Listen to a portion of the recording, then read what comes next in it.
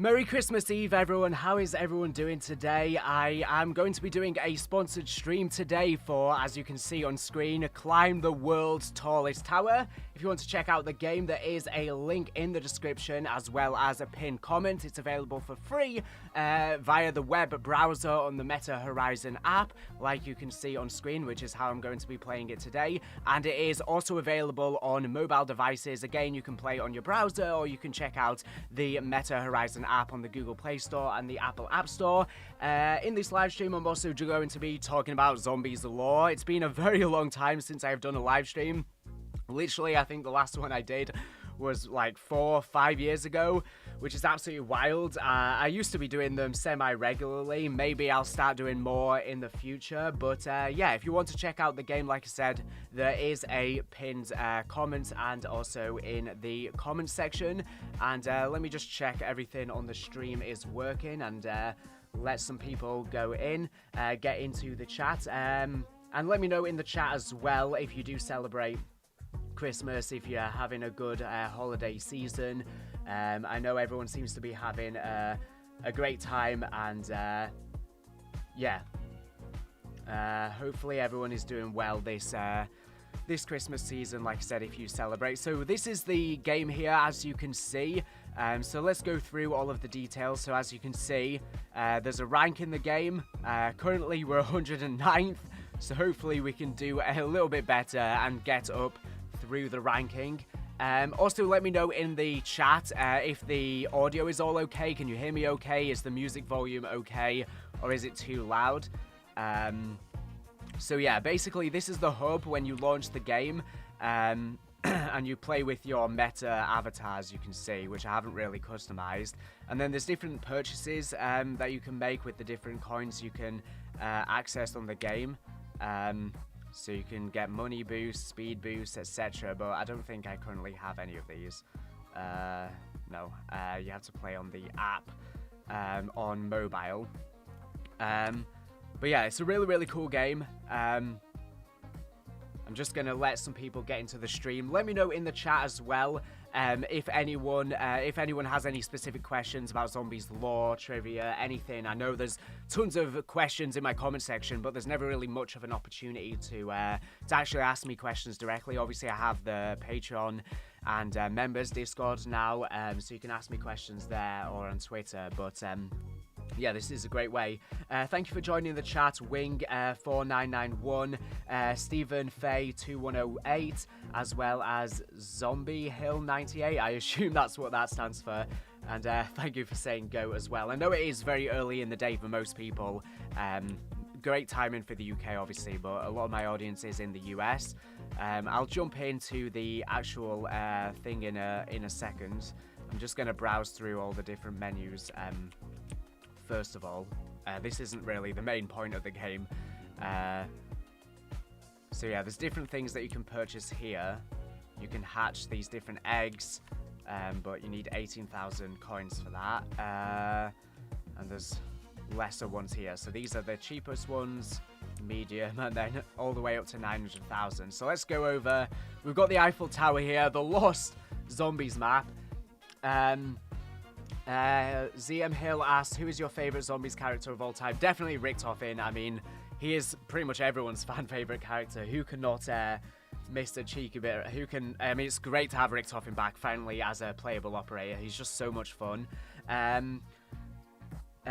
Bioe, sorry if I mispronounced that, asks, I have a question for Astra Malorum. You might have already answered that in a video. When you teleport to Mars, you can see some random items in the corner of the map floating. What are they there? So I did actually briefly mention this in the last video that I posted on the Shangri-La Mars stuff. Basically, I think it's like a museum, just like we have the museum in the main map by Thurston. From Liberty Falls, just like the humans are collecting alien artifacts, such as there's a Martian relic in there. The Martians, which now we know are the Keeper Templars, we're also collecting relics of humans. So that's why there's things like the freaking flamingo plushie and all of these weird little gimmicky things, because it's basically a museum for random human items. AfMisty1210 asks, Yo TGR, do you trust Treyarch with the story after what happened in Reckoning? By the way, I need to pay attention to the game as well. Let me climb. So you can basically climb all the way up there, and then you can jump down to get some coins. And there's going to be a lot more iconic levels. Obviously, I'm climbing the literal Eiffel Tower here, the Lost Zombies map. But there's going to be some other iconic places added in the future. But to answer your question, sorry, I got distracted. It's a bit hard to trust Treyarch right now. I think the writing for Astra Malorum and Ashes of the Damned has been a massive improvement on Black Ops 6. But then again, Black Ops 6 started very strongly, in my opinion. I think that... oh, I need to jump. I'm getting tired. Jump. Okay, there we go. Okay, we did 2:14 seconds. Got a nice little dance here. I think that Black Ops 6 Zombies' story started off really well, especially Terminus. It has great world building, great lore. I love the whole story of Owen Guthrie. I love the video that I made explaining his story. I think that was an awesome video. And then Liberty Falls' story was setting things up with Panos, and I think it had some decent intel. But then the story just really started trickling off from Citadel onwards. I think Citadel started things off pretty well, but it then just... the cracks started to show, I think, with Citadel, especially with the fact that the intel spoils the big reveal of Kraft being Richthofen's father before you even get to the ending. They definitely should have locked those until you do the Easter egg first or something. Which I think Treyarch are starting to learn from with how they do things nowadays. Let's jump down. But yeah, I think the cracks started to show. They killed off Kraft straight away when he should have been a character, definitely at least on the tomb. You know, he should have been the one guiding us to get to Liberty Falls, to be honest, instead of Sam. I think that would have been a more interesting story. And then we could have seen Richthofen and him react to one another firsthand instead of just hearing about them through the intel. I think that would have been a much better way to see the emotions between the two. And yeah, the storyline got a lot better, I think, with Shattered Veil. I think it was definitely a higher point in the story, but even then, the dialogue was a bit weird in, I think, the mid and ending cutscenes. Some of it felt a bit too much like trying to speak to the audience, and I think there was a lot of emotion that... Nolan North does a great job in that cutscene, a phenomenal job with his acting capabilities, but I don't think the lines themselves were carrying the weight. I think he was really the one carrying the weight there. Oh, we landed literally directly on someone who has wings. But yeah, and then the tomb story, it had some interesting tidbits, but there was too much focus on everything with Archibald, and instead of fleshing out, you know, Richthofen and Sam. I found the Sam song intel about, you know, their discussion about Soul to be really interesting, but then they never really followed it up with anything to do with what song she was writing, which I think is very much indicative of a lot of the Black Ops 6 Zombies storyline. There's some really interesting concepts and some really interesting tidbits that just then don't get expanded upon. So yeah, it is hard to trust Treyarch after Reckoning. I think that the Reckoning ending just really wasn't great. And it completely burnt my interest in the storyline, and it's a shame because, like I say, I do think things started off very well, and Cold War Zombies did such a phenomenal job in establishing the Dark Ether story, establishing the world and world building, but then it really trickled off with Reckoning, and all of the loose threads, like what was Project Janus, which obviously we knew it was about Richtofen's family, but the way that Cold War Zombies' intel was describing it was making it sound like it was going to be something bigger, something more. But then it just didn't really end up being... And by the way, if you want to check out this game, you can literally play with me. There's not too many players on the game, so you can literally hop in the menu with me. Like I said, there's a link in the description as well as a pinned comment. Let me jump down. How many coins do we have now? 200, okay. How many coins do I need for the minimum thing here? Okay, 18,000. We're going to be... Oh, no, I think I can hatch an egg. A bright-eyed foxlet. Can I do another one? Don't think so. Wait. Not enough. No. Okay, let's see. There's different gifts here. Let me claim the daily reward. Yeah, I can claim all of this. I've got to wait 4 minutes for that. Let's equip this. Souvenirs. had... It's not letting me click that. I think some things, because obviously the game is available on browser and mobile, there's some buttons that work on mobile. Obviously I'm playing on PC here, but like for example I can't click some things. But yeah, bringing it back to the subject of can we trust Treyarch, I honestly do not know. I think that Ashes of the Damned story is great. I love all of the world building, the environmental storytelling. All of the points of interest have really interesting stories. I love the story of the Van Dorn family cannibals. I love that. I think that's great. And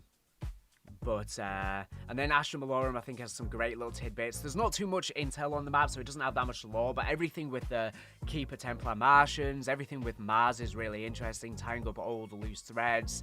And the dialogue in general is great for the original characters. However, and it's so much fun to see them back. I think they all have really great dialogue. However, I still don't know if that's worth bringing them back from the dead and undoing the ending of Tag de Toten. So that's the sort of the main problem there, and we won't know if it'll be worth it until the future, until when they reveal why they're back, and only then will we know if Treyarch have done a good job, really. And that's sort of the worry after how Reckoning just didn't tie up so many loose threads. There's still so many loose threads from Black Ops 6 I'll probably never get followed up on. I mean, even with Astra Malorum, I was like, finally they might explain some stuff regarding Josiah Shem, because they have his dagger in the museum, and of course Thurston was a big fan of Shem, so I was wondering, you know, are we going to learn more about Shem? And then the map doesn't really tell us anymore. We just learn little tidbits about him to do with the astrology stuff, and to do with the fact that the Warden, more stuff about the Warden influencing him and Thurston. So it gives us a bit of indication to go on, and we can, from understanding Thurston's fate, we can sort of get an idea of Shem's fate, because they basically suffered the same fate. But other than that, you know, not really too much happens, so it's a bit hard to trust Treyarch when there's still so many dangling threads from Black Ops 6. So the big worry is it's going to get to the end of the story. We don't get a satisfying reason for why the original crew are back. It's underwhelming. Undoes Tag de Toten's ending. And also maybe there's going to be a load of loose threads that just are not followed up on. Now, right now, I can't really think of much. I guess right now we have the thread of Ava Jansen, and the Entity, and the twins, which, by the way, I'm going to have a video coming out soon about the twins being the new announcer, and about, I personally do think, because we get an intel from Thurston on Astra Malorum about time being broken in the Dark Ether, the past, present, future, all happening at once, and not at once at the same time. The past is happening simultaneously, but then not at the same time. Time is completely broken in the Dark Ether. So I think basically the twins are Ava Jansen and the Entity in some sort of weird time distortion way. When Ava Jansen got pulled in through the mirror at the ending of Modern Warfare Zombies, I think it created these twins in the Dark Ether. And she also became the Entity simultaneously, and always has been. And basically there's almost two versions of her, but the twins aren't really her, but are her. I have a video explaining this. It's quite a confusing concept, but yeah, I think the Dark Ether is basically just, you know, completely messing up time. Okay, we've got a blue antenna sprout, but yeah, I'll have a video about that soon. I have a video about time being broken in the Dark Ether. A part one, I've split the video into two parts. The second part will be about the Warden, about him tampering with time and what that all means. Okay, we're hatching the eggs, which are basically just acorns. Okay, we're getting lots of cool things here. So yeah, there's not really too many loose threads established with the game so far, which gives me hope that Treyarch don't have to tie up that much for the game to give a satisfying ending. They basically have to just tie up why the OG crew are back, why the Warden wants to restore the multiverse, and the stuff with Ava Jansen and the Entity. You know, whilst I would like them to tie up some of the loose threads from Black Ops 6, at the same time, if they try and do that, it might just become overconvoluted and messy, and I would rather them just focus on making the key things, have satisfying answers, if that makes sense. Yeah, I don't know really what to think. A big part of me is worried that they're not going to tie things up well, but then, you know, things have been good so far, so it is giving me a bit of hope, but I'm trying to keep my expectations at a minimum because I had so much excitement for Black Ops 6's story.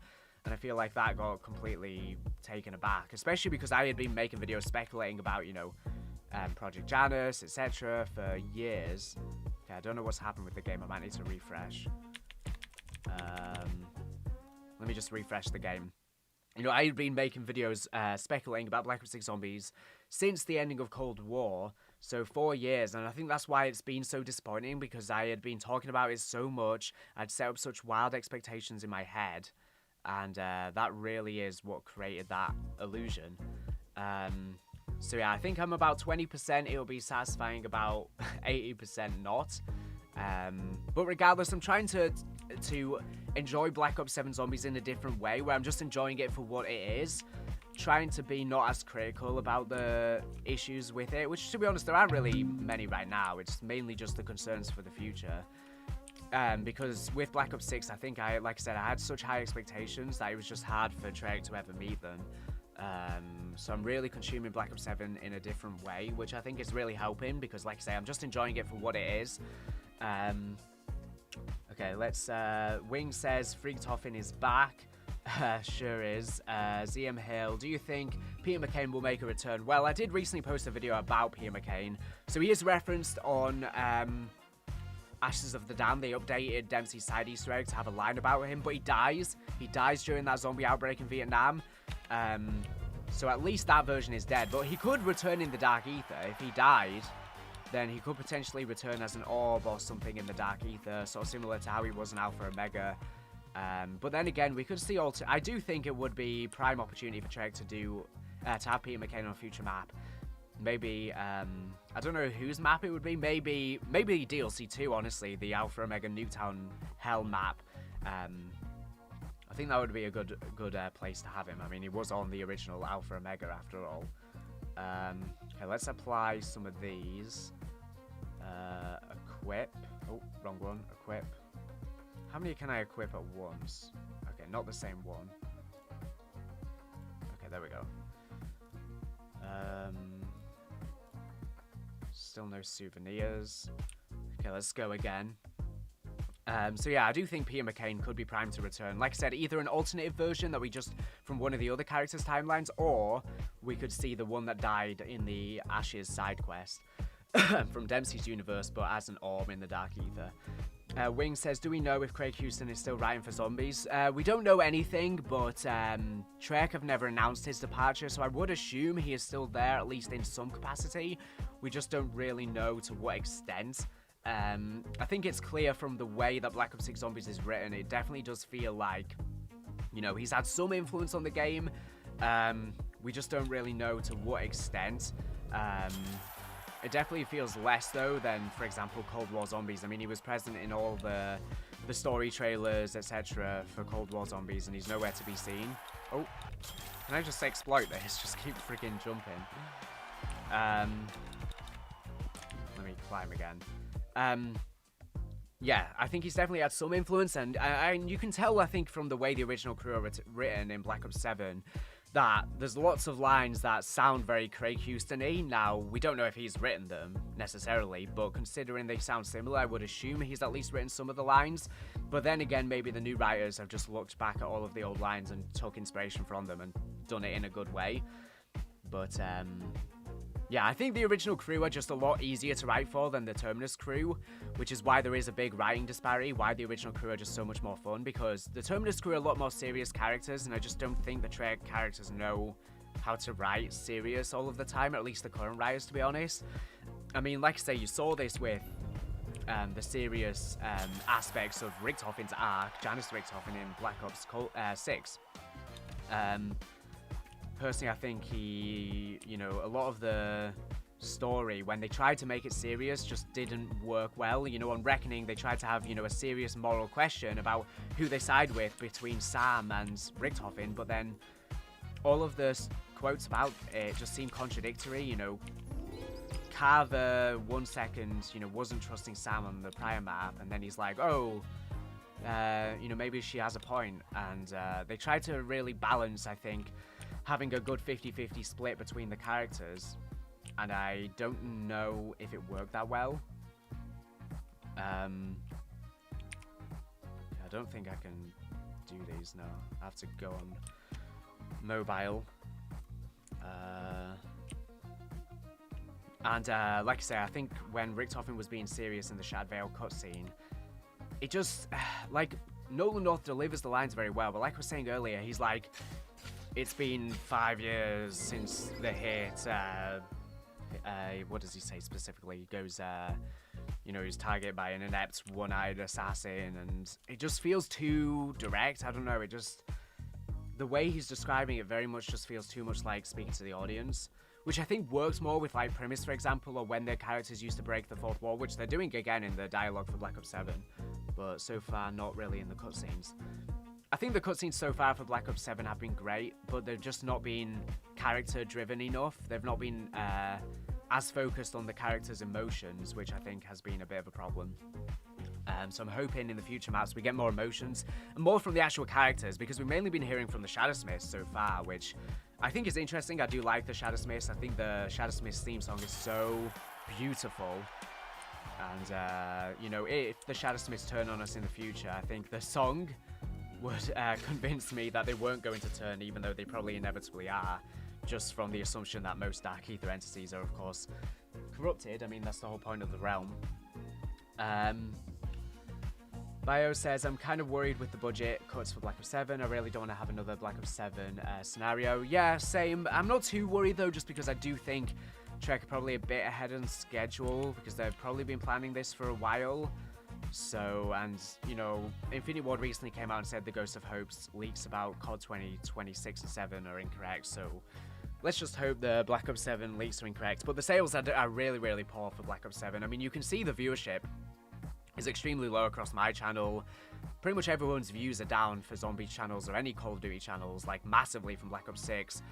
The sales are down like 50 to 60%. If you look on Google Trends, it's like it's like 25%, not even that, of Black Ops 6.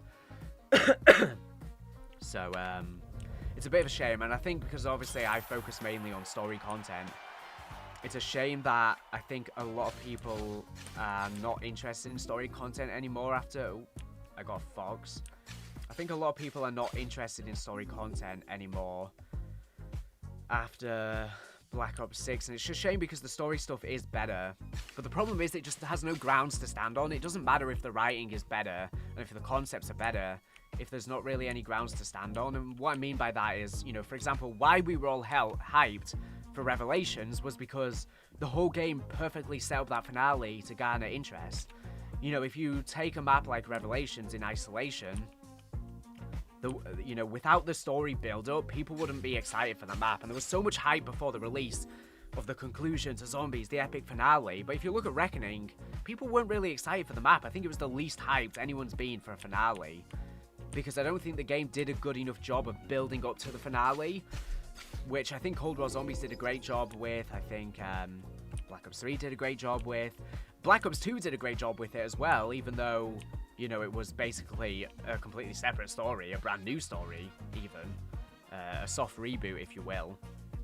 But even then, the marketing for the map was insane. The intro cutscene was insane. The trailer where they were, you know, showing all of the different past maps and then they panned onto Primus, so epic. And all of the different teasers before the release of the journal entries, all of this stuff was so much fun, which I just don't think the marketing nowadays is really that great. They usually release a few little intel things, and then they just spam information. They put out a blog spoiling everything, and it feels just too much, and then people aren't really that excited as they should be, I guess. Okay, I've got this lavender. I need to get off the menu because I keep missing the screen. Do you think the Victor's crew will appear in the Dark Ether as CM Hill? I think it's a great opportunity for Trek to do it. But then again, why would they not do it on Ashes of the Damned? I mean, that was the perfect opportunity to do it, with it being the spiritual successor to Transit. But they're not mentioned. Maybe Trek want to just keep it, you know, not spoil whatever happened to them, to leave it as a mystery, because I don't think it's something we necessarily need answering. You know, it's safe to assume they probably corrupted into something or died. You know, maybe they became part of Order, for example. I don't really know where would be another point that they could show up in Black Ops 7, sorry. Because, like I say, Ashes of the Damned was the prime opportunity with Ted literally being there. If they bring them back on another map, whilst it could work, it would feel a bit out of place because, like I say, that map was perfect. Actually, Newtown could be where they could show up because it does obviously tie into the transit story with Stullinger, Broken Arrow, etc. And Malton. So, and Ted, obviously. So that could be an opportunity. I think if they don't have them on DLC 2, they're probably not returning the game. Bayo asks, I guess that's a problem with COD in general. It feels everything depends on nostalgia and the past, nothing new. Yeah, I think it's a very big problem. I mean, you look at all the marketing for Black Ops 7, not just for Zombies with the OG crew back, you know, a spiritual successor to Transit, but they brought back all the Black Ops 2 maps, weapons. The marketing was all about this for the campaign, about David Mason being back, a spiritual successor to Black Ops 2, and how it's going to be this faithful and authentic follow-up to Black Ops 2. And then, you know, the campaign completely fell flat on its face, and it really spits on the Black Ops 2 story, if anything. It has some good moments, but overall, it's almost like a meme sequel. It's like a fan-made custom map sequel thing, basically. It does feel very much like a mod. Let me see if I can do some of the more expensive ones. No, not enough money. The Reckoning asks, I definitely think that this has been the best of both worlds so far as Modern Zombies goes. I think the new writing team has done well to make me invested, and I can see all the real effort being made. Yeah, I personally think the same. I think this is the best Dark Ether game for sure. I think the problem is, though, that at least for gameplay, I think people are just getting tired of the modern Zombies style. And it's unfortunate that the best game has come out now when people are bored of it. You know, it's been, what now, the fifth game with this sort of, you know, the same sort of armor system. Or, well, I mean, they changed it with since Modern Warfare Zombies, but, you know, a similar armor system. They with the crafting bench, with the way the zombies move, yeah, I think people are just sort of bored of the modern style of zombies, especially having Black Ops 6 and 7 back to back.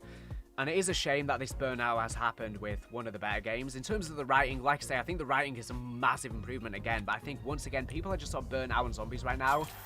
Mainly because they didn't feel satisfied from Black Ops 6. And they felt that was underwhelming. So, you know, even if they start seeing good elements in the story, good mysteries being established, it's hard for them to trust or get invested when they're worried that they might have their emotions burnt like they feel like they did with Black Ops 6.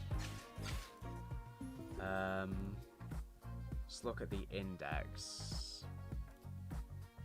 Could probably use a potion. Collect 30 pets. Okay, how many pets do we have now? 5 of 54. We need a lot of pets. Utah asked, do you think it's a good idea this skips the Leeds New York World War II Nazi map?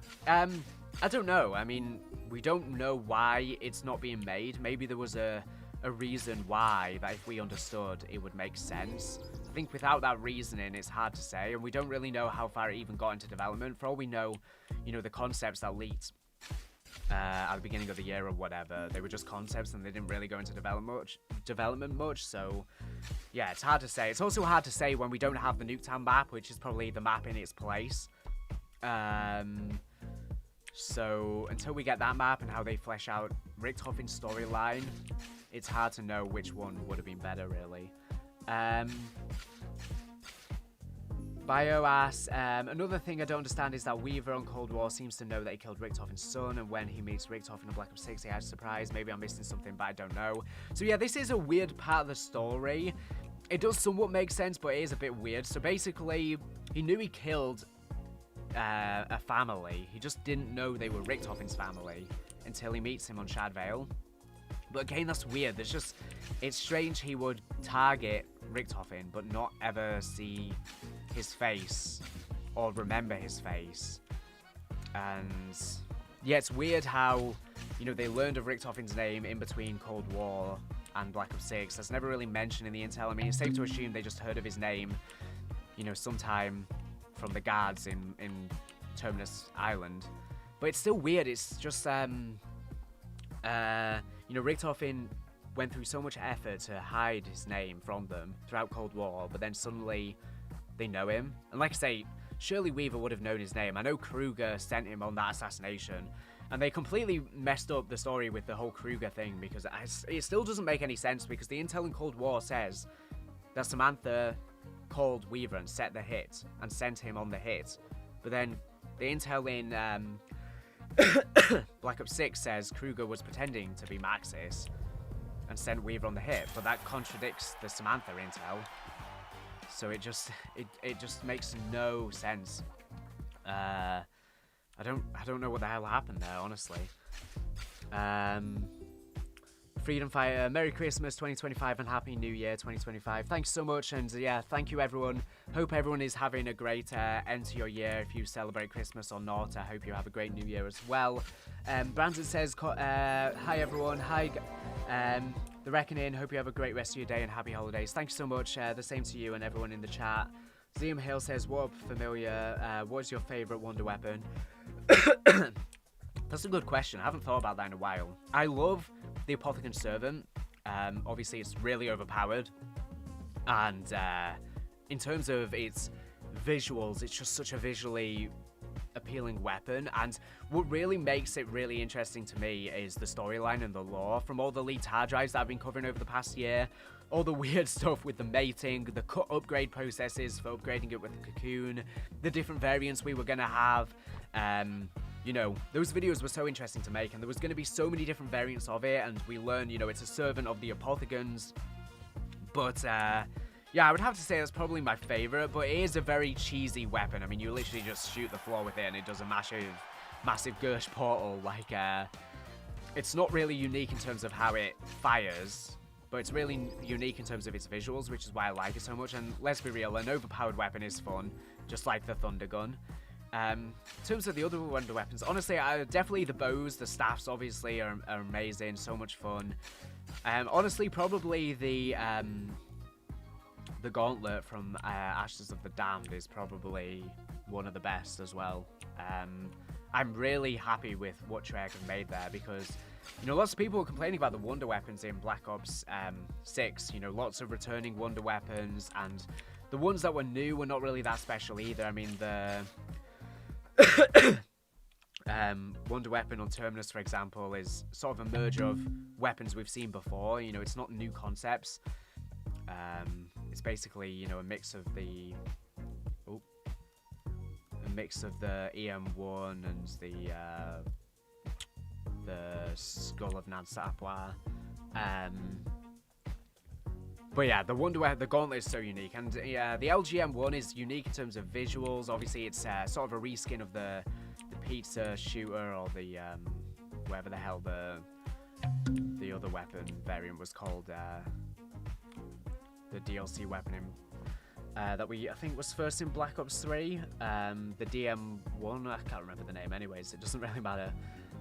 But yeah, honestly, the gauntlet is probably one of the best. So yeah, I would say Gauntlet, Thunder Gun, Apothecon Servant, definitely the bows, the swords, definitely top 5.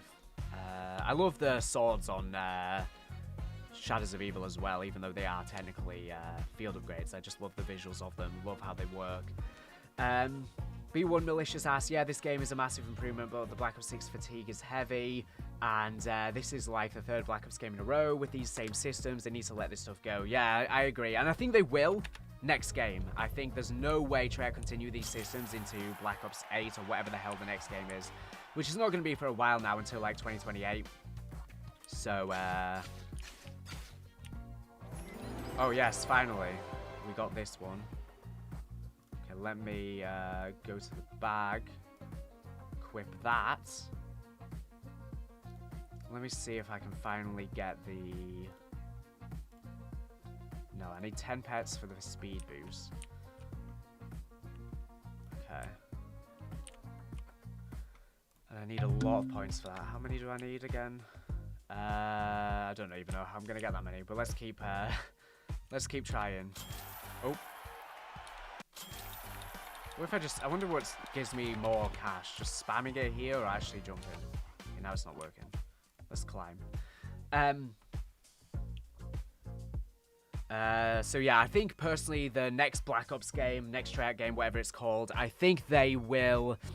I just need to blow my nose. Sorry.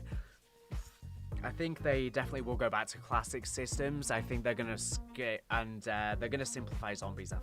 I think they have created too many simultaneous systems with having, for example, the Pack-a-Punch and weapon upgrades simultaneously. I know why they did it, but I think they're gonna strip back the systems. They're gonna get rid of things like salvage, just have one point system, just have one Pack-a-Punch system, and then I think they are gonna go back to like a simpler style of zombies in terms of the systems, but then have more elaborate side Easter eggs, because the side Easter eggs have been a massive improvement in Black Ops 6, but they weren't as good in Black Ops 7. They've not been as good in Black Ops 7 for sure. I've loved the side Easter eggs for the characters, the Dempsey and Nikolai one, and I can't wait for the future character ones. But yeah, I think Treyarch need to do more quest sort of side Easter eggs similar to those character ones. I just think they need more elaborate side Easter eggs that give good rewards and people are interested in. The rewards for most of the side Easter eggs in Black Ops 6 and 7 are just not good enough. Even worse in Black Ops 7, to be honest. They are an improvement on, you know, how they were doing things in the Dark Aether Saga, but they still have improvements to make in that regard. Tyson asks, hi, I've been watching your videos so much and Merry Christmas. Thank you so much for consuming all the content. Merry Christmas to you as well. Ziam Hill, Prophet Servant, yes bro, I mean, yeah, everyone loves it, it's such a great. Wings says, favourite map, probably Shadows of Evil. I just love the story of the map, I love the atmosphere. It's definitely not a map I would play every day, obviously, it's not one of those sort of maps, but, you know, every now and again going back and experiencing the world really envelops you in that world. It's one of the most rich atmospheres, I love it. The Eisendrache is probably, almost Join's favourite. Ziam Hill, Acid Gat is slept on. Yeah, for sure. It seems like we're going to be getting a new Blundergat soon with DLC 2, the Nuketown map. Which makes sense with it being a hell map, sort of having some elements similar to Mob of the Dead. I wonder how people are going to react to that. It'll probably have a new upgrade, seeing as 2 shotguns have leaked from the files. I doubt they'll bring back the Acid Gat. I mean, the Magma Gat would make sense if we're in like a Hell Nuketown, but I'd prefer to see a new one. I talked about in my prior video that the map's probably set on the sun, judging from what Astra Malorum's teasing. So yeah, I wonder how the Blundergat's going to be. I wonder how the community will react to it coming back as well, because I think it's been great so far with Black Ops 7 having brand new wonder weapons, so I do wonder how people will react with a returning one, even if it has a different upgrade similar to the Mark IIs. They weren't exactly like the Alpha Omega ones, although they were kind of the same. Obviously they had one less and they had one that was slightly different, but they were basically the same. So I do wonder how people react to that. I do hope, though, it's the only map in Black Ops 7 that has a returning wonder weapon. Let me know. By the way, like I said at the start, you can check out the game, climb the world's tallest tower for free on your browser, on PC, or on mobile devices via the Meta Horizon app. Linked in the description, like I say. If you want to do so, completely free, and you can jump in and play with me. There's not too many people that have played the game yet, so as you can see the leaderboard here on the left, you can literally appear on the leaderboard if you want to play with me and compete, I guess. I need to check the leaderboard actually again. I want to see what rank we're at now. These are all the items I have. I didn't want to check that. Okay, we're at 7. Oh. We're at 7,000 points now, so we need to basically just slightly over double our points. Okay, we've gone up to 85th place. Let's see how far we can get within this live stream. Wing says, I love the Shadows of Evil round change music. Yeah, it's just phenomenal. I think everything regarding the map is so great. The music is so good. The Easter egg song's so good. The second Easter egg song's so good. Yeah, I just love that. The noir setting. I love the time period. It's just such a great experience. B1 Malicious says the Acid Gat feels better in Black Ops 2 than it is in Blood of the Dead. Yeah, they really nerfed it in Blood of the Dead. I would assume because they wanted people to use the Magma Gat more.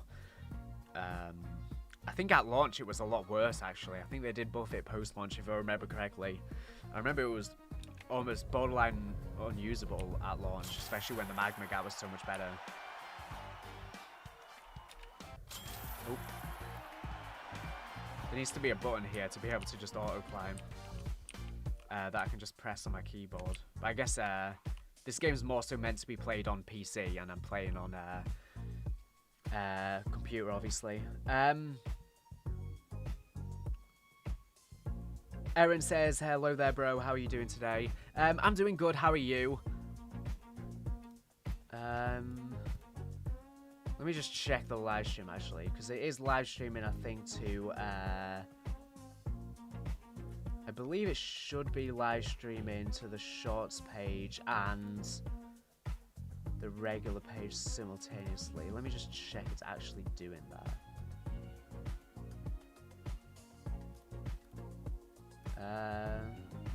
It says it should be.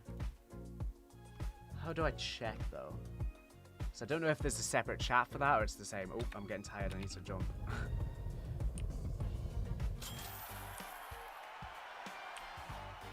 Okay, we're actually getting pretty close to getting enough to spin the other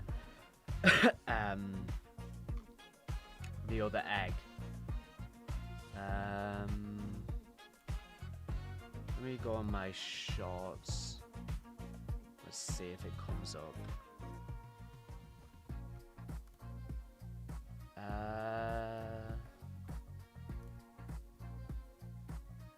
Don't know how to check, honestly. Let's have a look.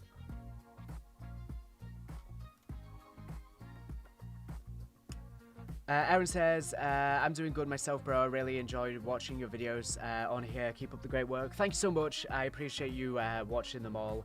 It's really appreciated, especially, you know, during these times when there's a lot less interest in the zombies storyline. You know, all of your support means the world. And, you know, it keeps me making all of these really in-depth lore videos because, obviously, with less interest, these videos take a ton of time. So the interest, but the viewership's down a lot. So the interest, you know, how excited you lot are at the content really just helps keep me going. Because I'm really interested in these topics. It just is a shame that there's a lot less interest in the zombies storyline nowadays. Let me check my phone if I can see the shorts thing.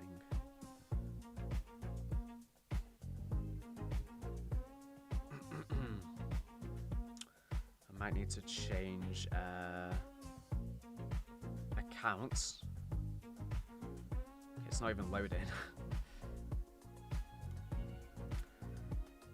Wing says, imagine they reference John D like they did the impossible Easter egg with the AK-47. I would absolutely go crazy. I mean, I personally do think there is the potential for Dr. Monty returning. You know, I made a video about it recently. I did a little short today about it as well. You can check out the full video on my channel. I made that before Astra Malorum's out, but Astra Malorum gives further evidence. I mean, there's quite a bit, actually. I mean, they've been referencing Dr. Monty non-stop. You know, they referenced him with Samantha's scarf on Reckoning. They confirmed it's Monty's scarf, because before people were just speculating it, so it was technically never confirmed. They have his house, literally as the X-Fil sequence that the Entity made. Why? Surely it ties in with Monty himself. They, the Shadowsmiths say they've always been here. Monty says on Revelations, or God Kirby, I can't remember which one, that the Keepers have always been here. Obviously we know that the first one created existence in the multiverse, and we learn on Astra Malorum that the Shadowsmiths apparently weaved all of existence. Now, we don't know if that's just the Dark Ether or everything. So it is possible the first one escaped the Dark Ether to create the Ether multiverse. And he was a Shadowsmith, and that would make Monty and the Shadow Man probably Shadowsmiths. Okay, we're almost there. I think one more, and we'll have enough to do that egg. It's been leaked that potentially Monty's Gobblegums are returning in Black Ops 7. So that could definitely be, you know, one of the future maps. It would be crazy if, you know, on DLC 4 or 5, we finally go to the house, because it's very suspicious that we haven't gone to the house. That's another good point, you know. I didn't mention that in my video, but it's suspicious that we exfil to the house, yet, you know, we see it in the exfil sequence, yet it's referenced by the Entity creating the pocket at the end of the Ashes of the Damned Easter egg, yet we never see going into the house like we would expected. And then there's a big time skip between Astra Malorum's intro, we fly out of the Entity's mouth into space, there's no mention of the house. So it's suspicious that we're not going in there, almost like there's something hiding in there, which literally, okay, we still need a little bit more points. But yeah, it's almost like there's something hiding in there, like Monty, for example. That would be crazy if he's actually, because Nikolai confirms he got sent into the Dark Ether at the ending of Tag to Toten. What if when he got sent in with the house, and that island of the house contains him, and he's literally floating inside there? That could be the case. That really could be the case. And if they bring back Monty, I do wonder, with all the discussion on my channel about John D, if Trek could reference him, because they've been making lots of fan references lately, which I've loved so much. I cannot believe Trek referenced the Takeo spider theory. Well, it's basically not a theory anymore after the hard drive leaked earlier in the year. I can't believe they referenced that on the map, and you know, they referenced the impossible Easter egg with the AK on Ashes of the Dams, like you say. So they're doing a lot of references to old stuff nowadays. You know, they obviously have the Shangri-La Mars stuff on Astra Malorum. So if they do bring back Monty, I think referencing John D would make me go crazy. I loved making that series, by the way. By far the most fun videos I've ever made. So much fun. And yeah, if Treyarch were to reference it, I would go nuts. But I don't think they should ever confirm he's Monty, necessarily, because I think that's the fun of the impossible Easter egg, not knowing for sure. I know there's lots of people who don't think it is the impossible Easter egg, but I'm very convinced. I just think there's mountains and way too much evidence. But the fun of the impossible Easter egg is the hunt and not knowing for sure. That's why it's called the impossible Easter egg. I do think if, you know, Blundell ever confirmed it, which he never would, even if we have gotten it, he would never confirm it. Okay, let's equip the new one. He would never confirm it, so yeah, I think Treyarch, I would be open to them referencing it, but in a way that doesn't confirm it, but doesn't deny it either. Something that's a bit ambiguous. I don't know what specifically. You know, for example, you know, Monty could reference his gobblegums or the elixirs for the perks and be like, say something like, this reminds me of the experiments of an old alchemist, John D. You know, something like that would be perfect. Let's say it was the announcer or something, you know, and he had a quote like that. I think that would be insane. Or even, you know, I don't know, for example, Richtofen could say, you know, these elixirs remind me of an old alchemist from my home world that he used to research for his Nazi technology. Because, for example, he could have, Richtofen for the Nazis could have been researching into all this old occult stuff, researched into John D, etc. Because this is literally what the Nazis were doing. Now, I don't know if the Nazis, actually, that's a good, I don't think I've ever searched that. Did the Nazis ever research into John D? So a lot of the Nazi stuff was they believed it. A lot of these conspiracies were real, and they tried to bring them to life. So yeah, there's no evidence that he did. What about Edward Kelly?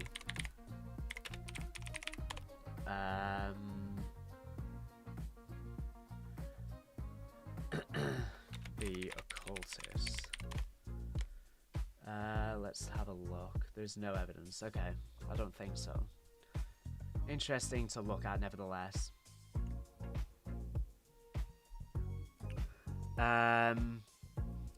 B1 Malicious, do you think the return of the old crew is just like a one and done thing, or do you think they'll keep being used given the eventual death of Requiem? I would assume Trek would probably keep them, considering the fact they've gone through all this effort to bring them back. They might as well. I just don't, like I say, it just needs to be in a satisfying way, though. Okay, I need to go one more time. It just needs to be in a satisfying way to keep them on. But Trek have clearly seen that people prefer the crew's dialogue to the Terminus crew massively. So I think that's all the more reason to keep them on. But at the same time, Zombies at the same time does need to move on.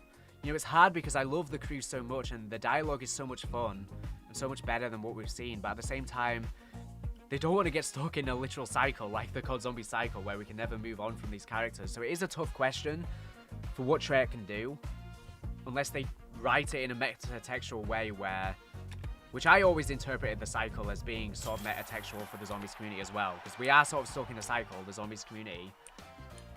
where we ourselves cannot move on from these characters, and I think that's why Trey brought them back as well. Did I get a new... yes, let's go, a legendary one. Let me go to the bag, equip that. Okay, we literally have these freaking ponies. Okay. So yeah, I would like some metatextual writing being like, maybe these characters are back because we can't move on. Literally could be baked into the storyline. I think that would be a pretty interesting canon reason, actually, for bringing them back. The memories, our nostalgia memories that we cannot move on from is the reason why they're back. I don't know how they would write it exactly. Maybe they could have it as a mixture between, you know, the characters' memories or whoever remembers them, whether it be Janice Richtofen, Samantha Maxis, or us ourselves cannot move on from our nostalgic memories of them. The problem is, though, the Zombies community is not growing at all. It grew somewhat with Black Ops 6, but mostly because the game is relying so much on nostalgia, the game is just losing players, and especially for the storyline, there's no one getting invested in the storyline. And when they bring back the original characters, it further cements, in my opinion, the fact that we're probably never going to move on from these characters. Let me actually get off this. Let me see if there's any... oh, okay, we'll do it once more, and then I'll check something else. Call of Duty Fun says, how do you get such a low MS? So what do you mean exactly? The meters in the game? I don't know what you're referring to exactly. Wing says, I wonder if they're going to do anything with the Archon, like it hasn't been brought up since Vanguard, I think. Yeah, that's entirely true. I don't think they will. It's kind of just in the background story. My headcanon is that the construct grants the Archons the ability to control prima materia, so essentially the whole universe. So it basically gives the power of the Sentinel artifacts, but maybe more powerful. And I think that the Sentinel artifacts are channeling the power of the construct in a sort of lesser form.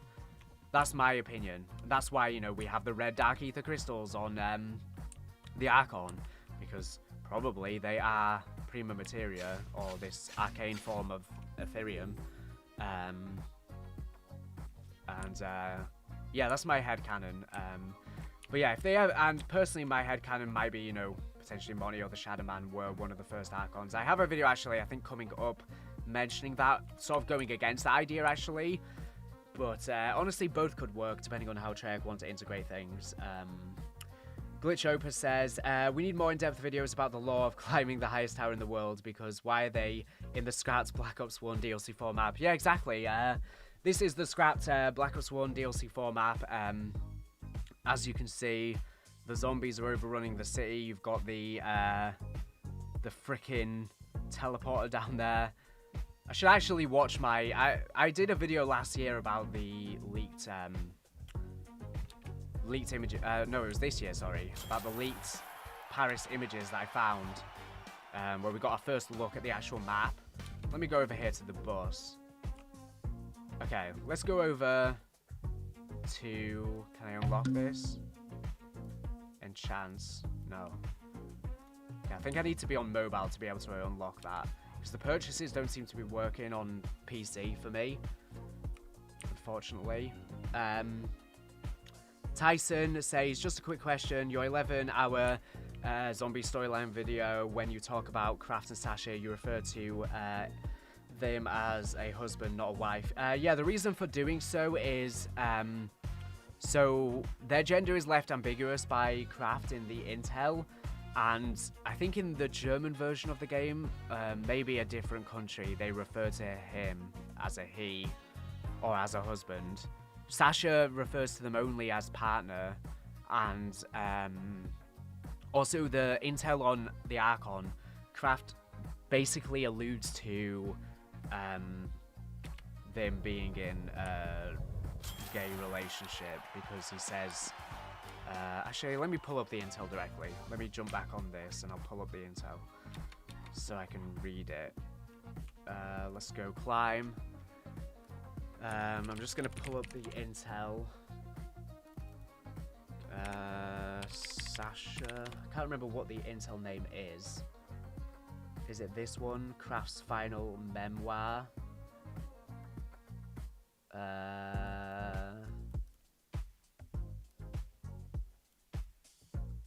Reading it right now.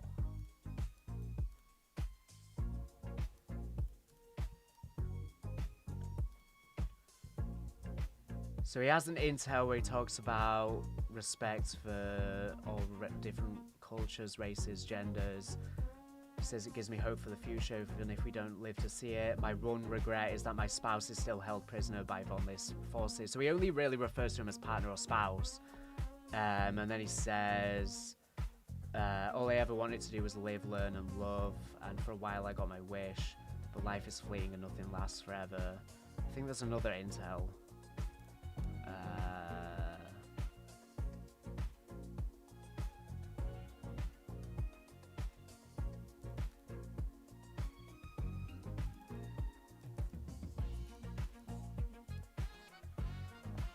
Yeah, I think it's basically alluded to the intel. I'm trying to find the specific one.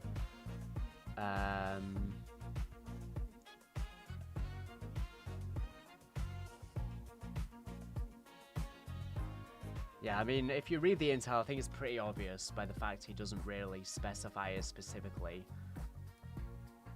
And he's sort of, without saying it directly, talking about how they couldn't really be open about it during the Nazi times.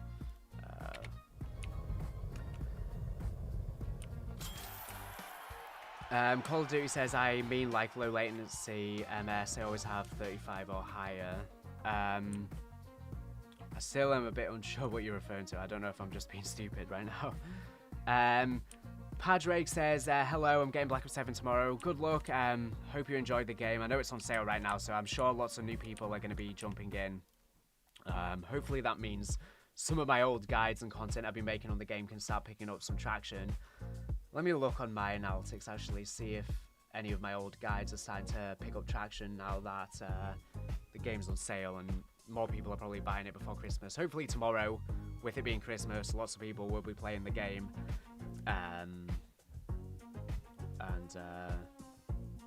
Yeah. Hopefully that means some of my content can pick up, because like I say, viewership's definitely been down a lot. Glitch Hope says, I think he means ping. Yeah, do you mean ping in this game, or do you mean in Call of Duty?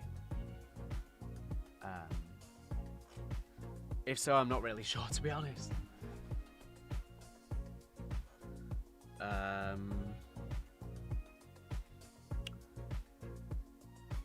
Do you think we could get a Victor's mention of Black Ops 7 as Saint Boy Faye? I did answer this question earlier. Someone else asked this earlier, and my answer is, I think Ashes of the Damned was the perfect opportunity to mention them. Obviously, with it being a spiritual successor to Transit. However, they didn't. But maybe there's a good opportunity with DLC 2, the Nuketown remake, because obviously that ties into the Transit story with Broken Arrow, with Stullinger, with Malton, so with Ted. So maybe that'll be an opportunity where they could be referenced. But if they're not mentioned there, then probably not at all for the rest of the game. I think that's really the final opportunity. But I don't know if it's better for them to reference it or not, to be honest. I don't know if it's better left as a mystery or we get an answer, because it is one thing that is interesting, you know. It's interesting to think about, and if they give us an answer for what happened to them, it just undoes that. I don't know what would even happen to them unless they would turn into like a monster or something, which is theoretically possible.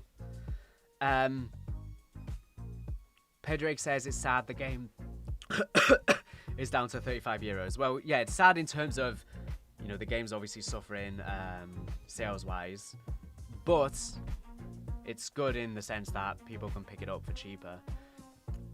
Tyson says, that's true, he doesn't say if it's a man or a woman. I never noticed that. Thank you for answering. No worries. And like I say, I think it is basically said within one of the other languages for the game. Trek should have just mentioned it directly, to be honest, instead of being around the bush, but I understand why they didn't, because God knows how the community would react. Militia says, do you think the Black Ops 4 hate is what led to the systems we have now being spammed as much? I think definitely Black Ops Cold War is in response to the Black Ops 4 hate. I think, you know, things like the perks and stuff started to get overconvoluted with Black Ops 4. So I think Trek really tried to strip back the systems with Cold War and the Dark Ether saga. And I think they purposely tried to make Zombies appeal to new fans to appeal to multiplayer fans and Warzone fans, and that's why they have some, you know, the armor, that's why they have the weapon rarities. And I know these things are not exclusive to Warzone, but I do think it's also in part to Fortnite's success. I think they saw Fortnite's success and they really tried to... But ultimately, I think they realized that the Zombies community didn't grow with Black Ops 4, it only dwindled. So they needed to do something to grow the community, and what they did was the only thing they could do, which was change things up. And I think that Black Ops Cold War onwards did an amazing job at changing up just the way that the game works. And it felt so fresh at the time, but now we're 5 years on from Cold War. The systems have changed. They've obviously made tons of quality of life improvements since then, but personally I just don't think it's enough, and that's why people are getting bored of these systems now. And I think now we're in time for another big shift again, because people are getting bored of these systems. But at the same time, there's a ton of multiplayer fans and Warzone fans and just general Call of Duty fans that now play Zombies, but they're not really engaged with the online Zombies community. You know, they just grind camos, they grind XP, etc. They now do the Easter eggs when they never used to. How many of these do we have now? Let's have a look. Okay, we need one more for the reward of the speed potion. Let's go back on.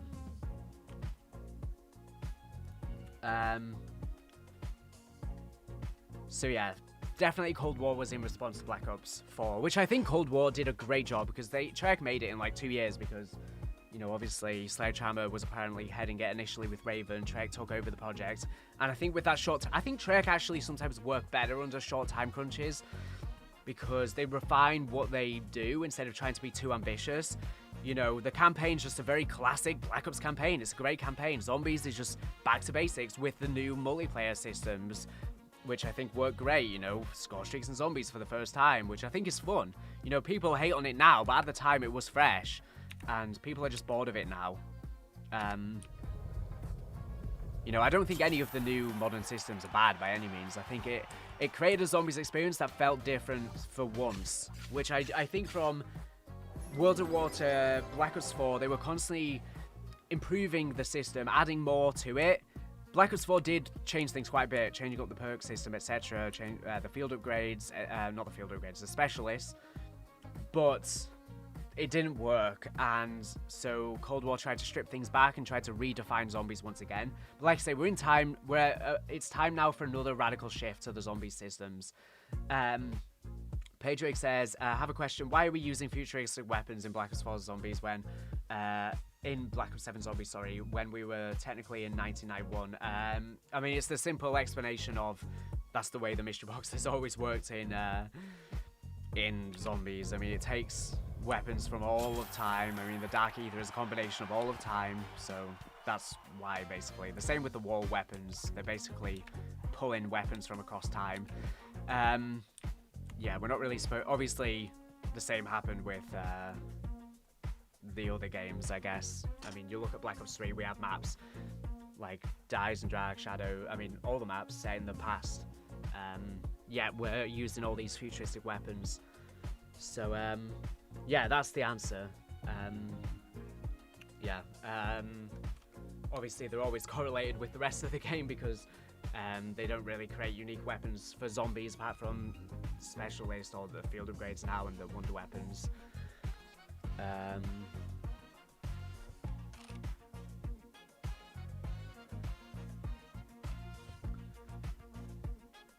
Saint Boy Face says, all the new quality of life changes they've made recently. Yeah, they've made so many with Black Ops 6, and 7 made tons more, and it is a major improvement, but like I say, I think for the community it's just not enough, especially in a year where it comes back to back.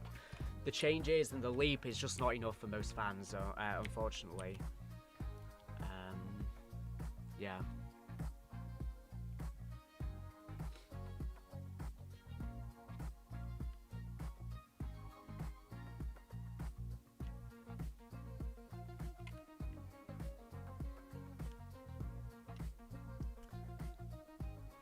But yeah, how's everyone's Christmas Eve? Let me know in the chat.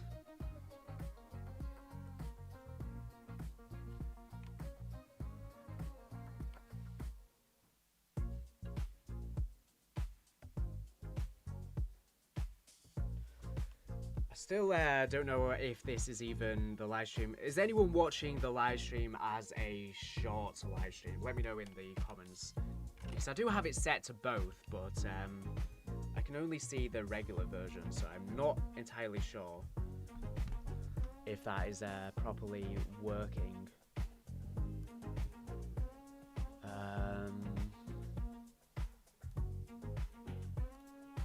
I don't know.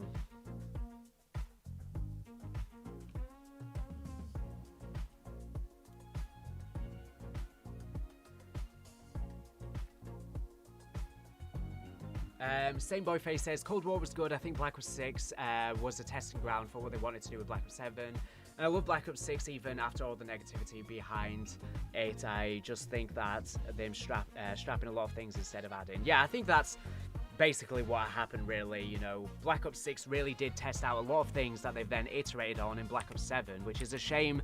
Treyarch were forced to make 2 games back to back. They couldn't really just focus on one game.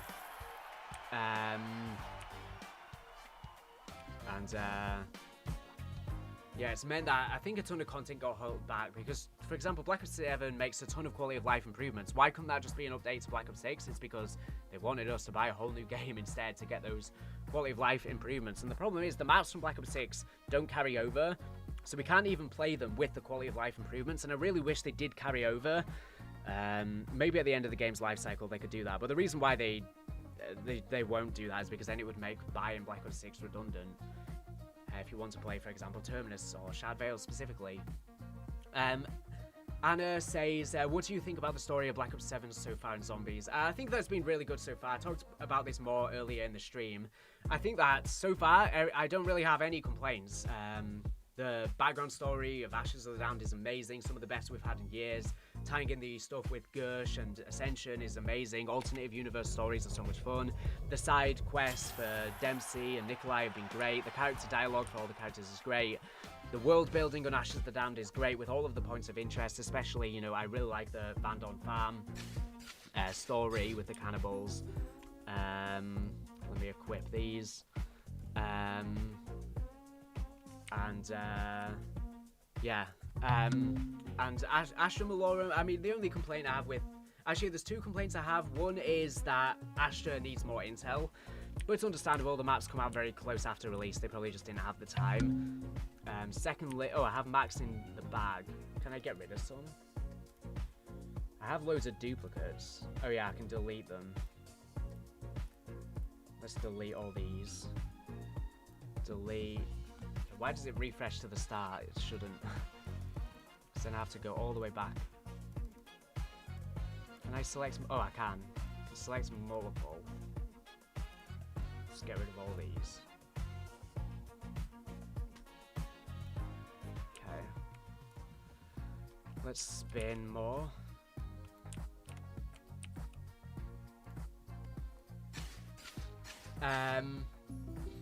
But yeah, the big question for Black Ops 7 Zombies' story is how will it all wrap up come the end of the story? Because Black Ops 6 started off well with Terminus, especially, but all the loose threads just didn't get satisfyingly resolved, and the answers we did get, again, just were not satisfying, and there's still way too many loose threads. Trek really needs to land why the original crew are back. If it doesn't land in a satisfying way, then it'll be pointless. Glitch Hope says, I'm watching it in standard horizontal. Okay. Yeah, I think I can't seem to see the short version, so I assume that's just how it is. Militia says, pretty well. It's my birthday and I'm traveling. How about yours, TGR? It's going well. Yeah, it's been nice trying to take a little bit of a break now over Christmas, because obviously there's been non-stop content going up on the channel for ages now, because the release happened, DLC 1 released literally 3 weeks after release, so there's been no break for me, so it's good to get a little bit of a break now for the holiday season. And happy birthday as well. I wonder what it's like having your birthday and Christmas back to back. My brother's birthday was actually yesterday, so I guess he's in a similar situation. Tyson says, what do you think why we got to this point system from Cold War to Black Ops 7? I would have been fine with the Black Ops 4 point system. I think it is that I think they wanted to improve the Black Ops 4 point system because they are very similar, obviously. in their eyes, it's an improvement, which I do agree with. I think it is a bit better than Life is 4's. But yeah, honestly, you probably have to ask Kevin Drew for the answer, really. But at least now we have the classic, well, not the classic mode, the cursed mode, with the classic point system, although they really shouldn't have frickin' made the Pack-a-Punch and all these crazy prices, because it sort of defeats the point of the whole mode. I don't think it's balanced that well, to be honest. Yeah.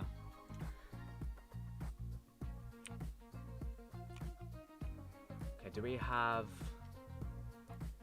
I think we can finally get this potion, yes. Claim the potion. Also, I've been forgetting to do the gifts. Let me claim all of these. Completely forgot about them. I would have been getting things quicker if I had just claimed them. The date... Oh, I forgot to claim that as well.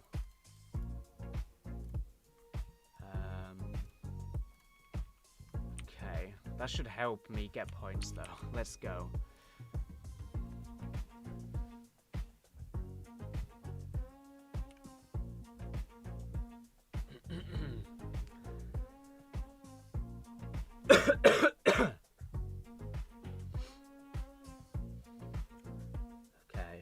The last speed boost lasts 34 minutes. How far will that let me get up? Okay, this is getting me way more points. I should have had these freaking potions activated sooner. Freaking chaos elixirs. Look at all these pets chilling. Okay, I'm getting tired, so let's jump. Why is it not letting me jump? It's not letting me jump. I don't know what's happening. I think the game has glitched. Because I'm not even on the Eiffel Tower anymore. What the hell's happening? Okay, I'm falling. Finally falling. I've fallen for ages.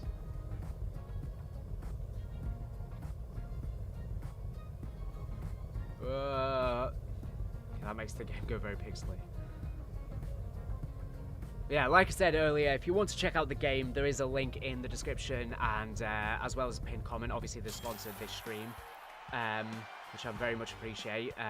It's available for free on the Meta Horizon app. You can literally just play it on the web browser. Damn, I got so many points from that.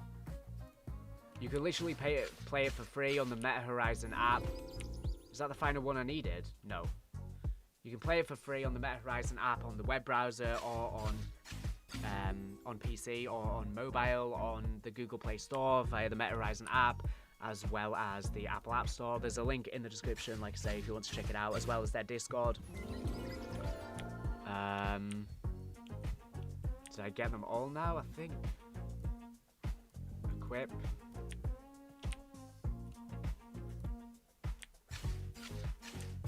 I need to get that last one. 1 billion points, yes. I'm gonna quit Zombies and just make videos on this game now full time. Okay, that's all I can do. Let's go to the bag again. It's not letting me.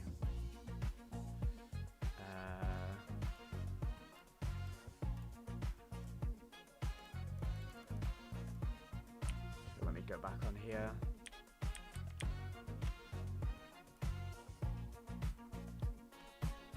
But yeah, you can literally play with me. You can come on the leaderboard as well if you hop in the game.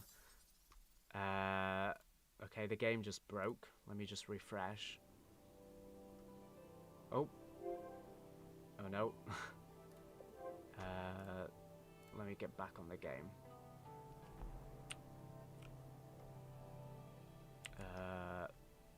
Okay, I've lost my mouse. There we go.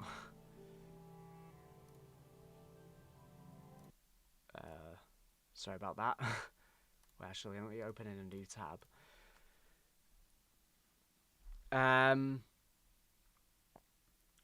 Glitch Opus, I would love to make thumbnails about this game. Yeah, the Eiffel Tower. You can Photoshop some zombies on it. Tyson Kershaw, if Call of Duty does another Modern Warfare Zombies, I want to see a huge map, but the map is like Revelations, with every map smashed into one area and with no time limit. It would be so much fun. Yeah, I would love to see an Outbreak 2. I would not want to see a DMZ-like mode, like Endgame as well. I want to see something with a permanent survival mode. The game is just broken. I don't know what's happening. I think it just needs to load. Sorry about that. But yeah. Okay, there we go. We've loaded in. Let's go on here. Yeah, like I was saying, I think that they need to... well, we already have a map like this, Ashes of the Damned, honestly. I mean, it's literally a blend of different points of interest. It's exactly what an Outbreak-like map should be. So yeah, I really do think Outbreak was probably planned at some point. Probably for Liberty Falls. I mean, that's what's been leaked. I mean, that's why we keep getting so many maps from Liberty Falls. I mean, Ashton Malorum is once again from Liberty Falls. Abandoned Farm from Liberty Falls. There's a reason for this. Militia says, wouldn't blame you, honestly. The COD community is so toxic now. Yeah, I mean, it's sort of understandable why it's become this way, but yeah, I wish it was different, obviously. It's taken so long to get this last... Oh, is this it? No, I don't think it is. Is it?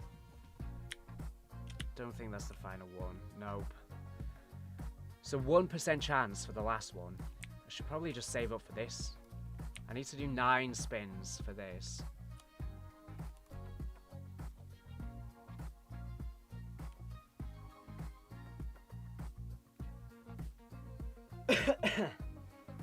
Do I even have the things applied anymore?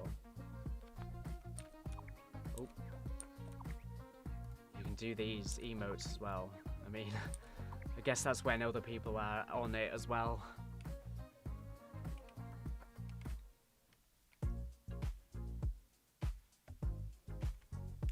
Okay. I think I am actually going to end the stream after this game because I really need the bathroom and we've been going for a little while now.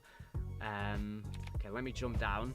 So yeah, I'm going to close out the stream now. Thank you for everyone tuning in. It's been great talking with you guys about the Zombies storyline and just zombies in general, having this great discussion with you guys. And yeah, hopefully, like I say, if you want to check out the game, you can check it out for free on the Meta Horizon app. It's perfectly free on the web browser. You can play on PC, you can play on mobile, on the Google Play Store, as well as the Apple App Store, again via the Meta Horizon app, which you can check out via the link in the description and the pinned comment. Thank you, like I say, everyone for tuning in. I do plan maybe in 2026 doing more regular live streams, maybe 2 a month, maybe every other week, just sort of talking about the Zombies lore. I've considered potentially even doing a podcast or something, so let me know if you're interested in that. Glitchope says, how many years do you see of COD's yearly release? Do you think we'll eventually see a COD mobile situation with in all platforms, and then maybe they release campaign remastered every year for years? Personally, I think that the yearly Call of Duty release schedule will not last another 10 years. I think they'll change it within the next 5 years, honestly. I think by the time of Treyarch's next game, they may change it, whether it be a COD mobile situation where they have all the developers working on some sort of mash of the different Call of Duties and they merge the studios or something. I'm not sure. That could be what they do, or they could potentially do something different. And I don't know what that would be, whether they just do it biannually or maybe Call of Duty just goes free to play, but they make so much money releasing them yearly, but the model I think is outdated and it's not really working as much anymore. So maybe they could move to every other year, but they would lose a lot of revenue, like I say. Maybe they just do an expansion pass in the year 2, which is what they should have done for Modern Warfare 2 and Black Ops 6. They should have had an expansion pass in the second year, which is what Modern Warfare 3 and Black Ops 7 essentially are. They should have just charged $40 for them, and I think the community would have reacted differently. Obviously, the game's on sale now, so you can literally get it for that price, but it wasn't initially. But yeah, anyways, like I say, you can check out the game for free, linked in the description. I'm going to end the stream now. Thank you for everyone tuning in. It's been very much appreciated, and yeah, hope everyone has a great Christmas and a great end to your year, and a great start to 2026 as well. Lots of great storyline content coming up on the channel that I'm working on, so stay tuned for all of that. But yeah, thank you everyone, and I'll see you with plenty more content soon. I guess I'll say my outro. And bye.